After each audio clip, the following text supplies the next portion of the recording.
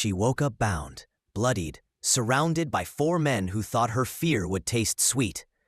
But when she raised her head and whispered, "You picked the wrong woman again," their laughter died in their throats.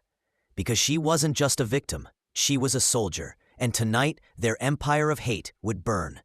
Naya Corbin had trained for darkness. But nothing prepared her for the moment she opened her eyes to find 4 silhouettes circling like vultures, their boots scraping the stained concrete floor. She blinked hard, tasting iron. Blood dripped from her cheek to her collarbone. Rope bit into her wrists. The men didn't speak to her like a person, just a thing. "Look at that," one of them drawled, filming her with a cracked phone. "Little black queen all tied up. Smile for your fans." Naya didn't flinch. Her mind was working faster than her heartbeat, counting bodies, exits, weapons. The flickering basement light caught the gang insignia tattooed on the leader's neck. The ash knuckles. She knew that symbol better than her own name, because they had killed her mother. 18 years ago, her mother never came home. No witnesses, no justice. Only rumors that she'd been targeted by the same men who were now laughing in Naya's face. The tallest one, broad shoulders, cold eyes, stepped closer. He pressed a knife under her jaw. "Got any last words before we clean up this mess?" Naya raised her chin, meeting his stare with the steady calm she'd learned in combat. "You picked the wrong woman again." His smirk twitched just for a second. "What did you say?" Naya's voice never wavered. "You killed my mother and thought it ended there. But it didn't. She taught me not to kneel. I joined the Marines. I became an instructor. And I've been hunting you ever since." One of the men shifted uneasily. Another spat on the floor. "She's bluffing," he hissed. But the leader, Cole, narrowed his eyes. Doubt flickered behind his cruelty. "You're lying." Naya inhaled slow and steady.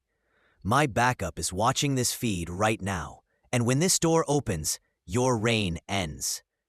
Cole's jaw tensed. He pulled the blade back, lifted a pistol instead. "Then we'll end you first." But what he couldn't see was the narrow slit in her sleeve, or the spring-loaded blade taped to her forearm. As he took a step, Naya's thumb pressed a hidden trigger. The blade snapped into her palm with a metallic click. She twisted her wrist, slicing the ropes in a single fluid motion. 30 seconds. That's all it took for the basement to erupt into chaos. She lunged forward, driving her elbow into the nearest man's throat. He collapsed, gasping. Another charged, fists raised. She caught his arm, pivoted, and cracked his nose with her knee. 2 down.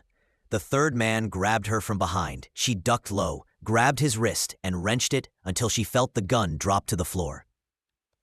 She kicked it away, turned, and slammed his head into the concrete wall. 3 down. Only Cole remained. His gun was trained at her heart, his finger white on the trigger. "You're done," he hissed. Naya lifted her gaze, calm as ever. "No," she said softly. "You are." The door behind them burst open in a shower of splinters. Blinding beams cut through the gloom. "FBI, drop your weapon." Rubber bullets tore into Cole's shoulder and chest, driving him to the floor with a strangled roar.